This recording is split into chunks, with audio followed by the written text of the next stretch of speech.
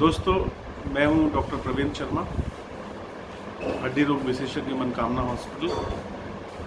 आज आप सब जानते हैं कि देश में जो कोरोना का कहर फैला हुआ है, मैं उसी के बारे में कुछ बात करने आपसे आया हूं। जैसा कि कई लोगों ने आपको बताया ही, आप सब जानते हैं कि ये कोरोना जो है एक वायरस के द्वारा फैलता है। इस वायरस की जो सबसे चिंताजनक बात है वो ये है कि ये नॉर्मल फ्लू से कहीं गुना ज़्यादा फैलता है। जैसे एक व्यक्ति अगर कोई कोरोना से इन्फेक्टेड है, संक्रमित है, तो वो 3 लोगों को संक्रमित कर सकता है। इसलिए इसकी इम्पोर्टेंस, इसका महत्व और ज़्यादा बढ़ जाता है। अब बात करते हैं कि इसके लक्षण क्या हो सकते हैं। ज़्यादातर लोगों में बुखार 100 डिग्री से ऊपर हो, शरीर में दर्द या थकान जिसे हम फैटिक कहते हैं, गले में खराश, सोर थ्रोट, इस तरह के कुछ लक्षण मिल सकते हैं। अगर हम बात करें इसके प्रिवेंशन की कि इससे बचा कैसे जाए, क्योंकि इसका कोई इलाज नहीं है, तो ये बहुत ज़रूरी है कि इससे हमें बचने के लिए सबसे ज़्यादा उपाय करने चाहिए। आपको सबसे बड़ी चीज़ जो है, मोस्ट इम्पोर्टेंट चीज़ है, frequent hand washing, proper hand hygiene. अगर आप बार बार हाथ धो रहे हैं, कहीं से भी आ रहे हैं बाहर से, ये सबसे इम्पोर्टेंट फैक्टर है। और हाथ कैसे साफ़ करें, उसके लिए आपके पास 2 बहुत अच्छे तरीके हैं। एक तो हमारे घर में साबुन पानी होता है, हैंड वॉश जो भी है। दूसरा है अल्कोहल बेस्ड सैनिटाइजर्स, जो एक जल्दी से आपके हाथ को सैनिटाइज कर सकते हैं, जिसमें कि अल्कोहल कंटेंट 60 to 80% होता है। हमें ध्यान इस बात का देना है कि हाथ को हमें साफ़ कैसे करना है। हम लोग बात तो बहुत करते हैं हैंड हाइजीन की, लेकिन ये बहुत कम लोगों को अंदाज़ है कि हमें अपने हाथों को साफ़ कैसे करना है। तो सबसे पहले आप अपनी हथेली पर जो भी सैनिटाइज़र है उसको रगड़िए। उसके बाद में हाथ के दोनों तरफ, उल्टी तरफ उसको रगड़िए, नाखूनों की तरफ, अंगूठे की तरफ, और तब तक रगड़िए जब तक ये सैनिटाइज़र सूख न जाए। जो भी अल्कोहल बेस्ड सैनिटाइजर्स आप यूज़ कर रहे हैं उसके बारे में ये। दूसरी चीज़ आती है मास्क के बारे में।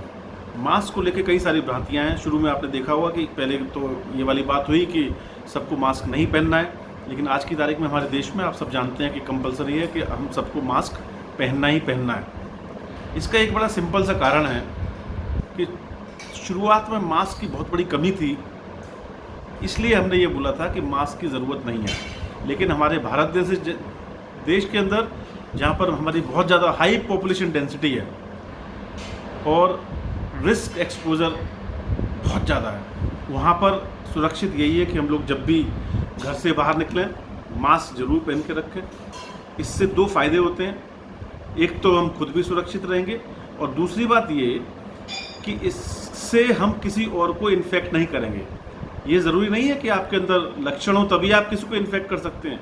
एक एसिम्प्टोमेटिक पीरियड होता है जिसे हम इंक्यूबेशन पीरियड भी कहते हैं, जिसमें कि मरीज़ को शुरुआत के कुछ दिनों, जैसे 1 से 3, 4, 5 दिन तक कोई लक्षण ही नहीं आते, और आप किसी और को ये वायरस दे सकते हैं। ये वायरस खुद चल के नहीं आता है, क्योंकि ये बाहर का वायरस है। तो ये बिल्कुल समझदारी वाली बात है कि इसको आप खुद घर में लेके आ रहे हैं। तीसरी चीज़ हो गई, पहली बात मैंने बताई हैंड हाइजीन, दूसरी बताई मैंने मास्क के बारे में, और तीसरी चीज़ है अपने घर के अंदर रहें, सबसे सुरक्षित रहें। जब भी कोई आपदा आती है तो आप इस चीज़ को समझ लीजिए कि आप अपने घर के अंदर सबसे ज़्यादा सुरक्षित हैं। यही फॉर्मूला यहाँ पर भी लागू होता है कि जहाँ तक हो सके कोई विशेष परिस्थिति हो जिसमें आपको निकलना ज़रूरी है तो वो बात अलग हो गई, अन्यथा आप कोशिश यही करें कि घर के अंदर ही रहें। अब बात करते हैं कि ये वायरस जो फैलता है वो कैसे कैसे फैल सकता है। मान लीजिए हम किसी के कांटेक्ट में आए, कोई ऐसा व्यक्ति है जिसको कि ये पहले से है। अब आपको पता तो है नहीं, अब जब बाज़ार में घूम रहे हैं, आप बाहर घूम रहे हैं, आपको पता है कि ये व्यक्ति कोविड पॉजिटिव है या इसको कोरोना हो गया, आपको नहीं मालूम है। तो आप ये मान के चलें अपने दिमाग में आज की तारीख में कि जिससे भी मैं मिल रहा हूँ उसको कोरोना हो सकता है, या उसको suspected, he is a case of suspected corona case, उसको कोविड-19 पॉजिटिव हो सकता है। तो बहुत ज़रूरी है कि आप अपने मुंह को और नाक को ढक के चलें।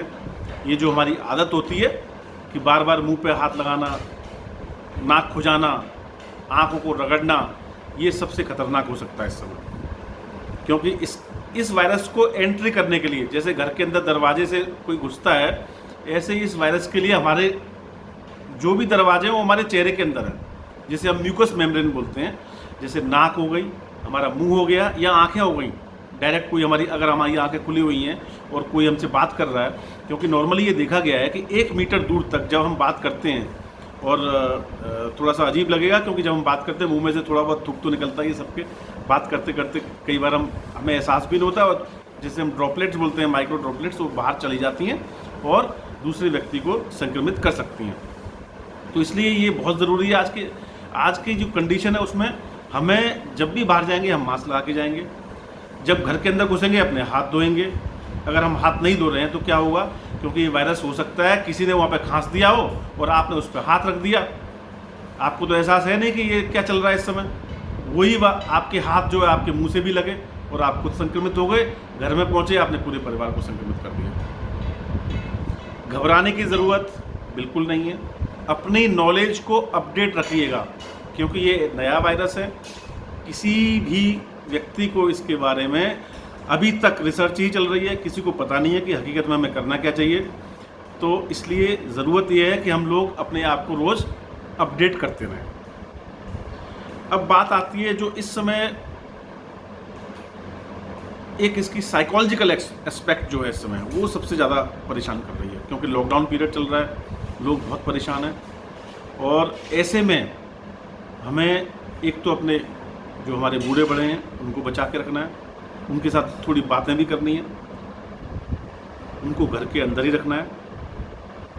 बुढ़ापे में अकेलापन भी बहुत ज़्यादा महसूस होता है, तो उनके साथ भी थोड़ा समय व्यतीत करें, उनसे उनके समय की बातें करें, आपको प्रसन्नता मिलेगी, नॉलेज मिलेगी और उनको अच्छा लगेगा। हमारे बुज़ुर्ग जो हमारे इंतज़ार में बैठे रहते थे, उनको लगेगा कि आज मेरा बेटा या मेरी नातनी नाती मेरे पास आके बैठ गए।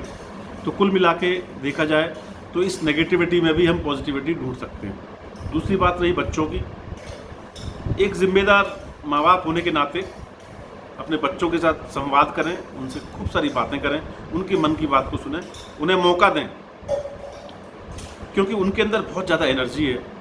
उस एनर्जी को चैनलाइज करना हमारा काम है। अपने बच्चों को कहाँ से कैसे हमको ले जाना है, अगर वो परेशान हो रहे हैं तो उनकी बातों को सुनें। हम काफ़ी समझदार हैं अब, क्योंकि हम तो मैच्योर्ड हैं, उनकी उम्र हमारे जितनी नहीं है, उन्हें ज़िंदगी का अनुभव कम है, उन्हें गुस्सा भी आ सकता है, वो परेशान भी हो सकते हैं, झुंझलाहट भी हो सकती है उनको। तो उनको समझते हुए आप स्वयं गुस्सा ना दिखाएं, बल्कि बच्चे से उसके मन की बात पूछें और आपको इसका समाधान स्वयं मिल जाएगा। लास्ट में बस एक ही बात मैं कहना चाहता हूँ कि एक तो खुद इस वायरस से इन्फेक्ट ना हो, और दूसरी बात, अगर आपको इन्फेक्शन हो चुका है, आपको कोई लक्षण आ रहे हैं, तो उन्हें छुपाएं नहीं। ये वायरस फैल इसलिए रहा है क्योंकि लोग डर के मारे कि मेरा टेस्ट होगा, मुझे क्वारंटाइन में डाल दिया जाएगा, इसलिए ये वायरस फैल रहा है। अगर हम ईमानदारी से इस वायरस से लड़ना चाहें, अदृश्य है इसलिए खतरनाक है, ये ऐसा युद्ध हो रहा है जिसमें हम अपने दुश्मन को देख नहीं सकते। इसलिए बहुत महत्वपूर्ण है कि हमें इतना ज़्यादा सचेत होना पड़ेगा कि हम उस वायरस को जरूर ना देख पा रहे हो, पर उसके लक्षणों के बारे में थोड़ा बहुत हमें ज्ञान हो जाए। तो अपने आप को रोज़ अपडेट करें कि आज कुछ नई चीज़ आई है या नहीं आई है। घर में रहें, बिल्कुल सुरक्षित रहें और घबराएं नहीं बिल्कुल। ऐसा नहीं है कि ये वायरस अगर आ गया है तो जान लेकर ही जाएगा। मैं कितने सारे अपने डॉक्टर मित्रों को और कितने सारे जनरल पब्लिक के ऐसे लोगों को जानता हूँ जिनको कोरोना पॉजिटिव हुआ और आज की तारीख में वो डिस्चार्ज होकर अपने घर में अपने परिवार के साथ रह रहे हैं। तो इसलिए बिल्कुल मत घबराइए।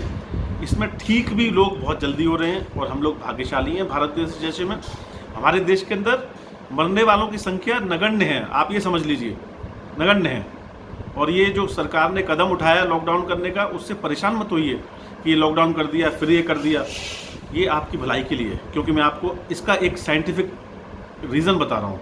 इसका कारण क्या है, slow pandemic and fast pandemic. अगर आप लॉकडाउन कर देते हैं तो जो फास्ट पैंडेमिक था वो स्लो पैंडेमिक में कन्वर्ट हो जाता है। अन्यथा क्या होता, एक साथ इतने सारे मरीज हमारे हॉस्पिटल्स के अंदर पहुंचते और हमारे पास इतनी सुविधाएं नहीं हैं। हम एक विकासशील देश है, पूरी कोशिश कर रहे हैं आगे बढ़ने की, उसमें हमें योगदान देना है। अगर हम योगदान नहीं देंगे अपने देश में, जब इतनी बड़ी प्राकृतिक आपदा आई है, तो कौन करेगा? एक जिम्मेदार नागरिक की तरह इससे डरिए मत, छुपाइए मत अपने आप को कि मुझे ये परेशानी हो गई है तो मुझे छुपाना है। अगर आपको कोई भी लक्षण है, जाके टेस्ट कराइए, और अगर आप पॉजिटिव आ गए तो ये मत सोचिए कि पॉजिटिव आ गया तो पता नहीं मेरे साथ क्या हो जाएगा। आप बिल्कुल स्वस्थ लौट के आएंगे। ध्यान रखना है हमें उनका, बुज़ुर्गों का, जिन्हें कोई डायबिटीज़ वगैरह है, ब्लड प्रेशर है, कैंसर का ट्रीटमेंट चल रहा है, या स्टेरॉइड्स वगैरह जो कई सारी बीमारियों में चल रहे हैं, उन चीज़ों का हमें ध्यान रखना है। आप सबका बहुत बहुत धन्यवाद। अपना ख्याल रखिए, घर में रहिए, सुरक्षित रहिए। Thank you so much.